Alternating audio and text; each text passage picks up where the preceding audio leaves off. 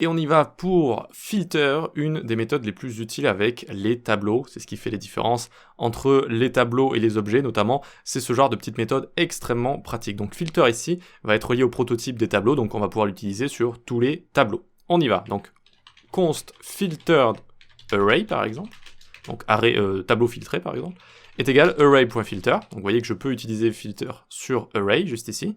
Et ensuite je lui passe une fonction callback. Donc là c'est très utile de mettre des fonctions fléchées, comme ça passe directement, il n'y a pas besoin d'ouvrir des accolades, etc. Enfin tout dépend de la difficulté de votre callback, mais s'il y a juste un return, vous pouvez le présenter comme ça. Donc val avec la petite flèche, val supérieur à 5. Donc littéralement, tu me retournes un nouveau tableau avec toutes les valeurs supérieures à 5. D'accord? Donc maintenant on peut loguer ça, filtered. Il va pas me le proposer, hein. Filtered array. On ouvre le terminal, CTRL U accent grave, on va se le faire grossir un petit peu, hop. Et on peut tester node app.js, on va l'exécuter. On a bien un nouveau tableau, 6, 7, 8, 9. 6, 7, 8, 9, génial, ça fonctionne. Ok, très bien. Donc on voit que c'est assez simple. Ici, on peut en fait mettre toutes sortes de conditions, on peut vérifier si des valeurs sont true ou false, on peut vérifier des chaînes de caractères, on peut vérifier vraiment énormément de choses, et donc filter, il faut toujours se souvenir que ça retourne un nouveau tableau. Filter retourne un nouveau tableau avec la condition qui a été passée juste ici. Voilà. Donc là, c'est un tableau très simple, mais on a également accès par exemple à des tableaux d'objets quand on travaille avec des API ou ce genre de choses. Donc ici, je vais juste écrire CLS. CLS permet de fermer le terminal. Dites-moi sur portable si vous y voyez bien dans le terminal ici. À la limite, je vais zoomer un cran plus comme ça.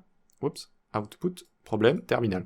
Ok, donc dites-moi si vous y voyez bien. Voilà, donc CLS, hop, ça permet de fermer le terminal juste ici.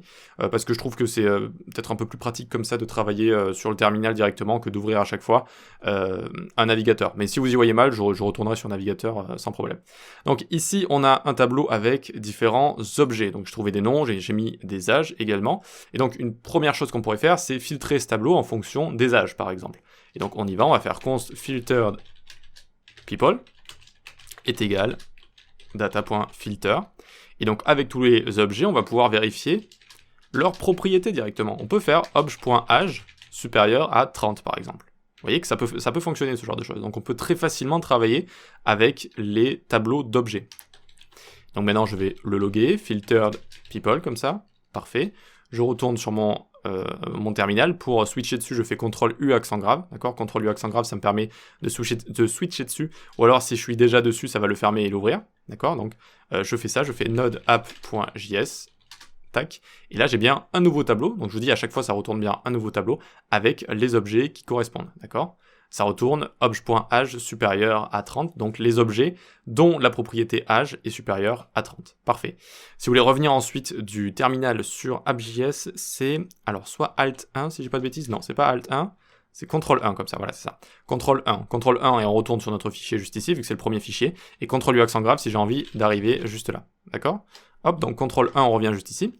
Donc ça c'est très bien, et sachez qu'on peut même du coup faire des suites, des chaînages de méthodes. Par exemple ici je fais data.filter, ça va me retourner un nouveau tableau, et à partir de ce nouveau tableau je veux faire certaines choses, donc je fais .forEach qui est une méthode associée au tableau et au node list, et je fais donc person, et je vais retourner un log, juste un log, je vais mettre person.name,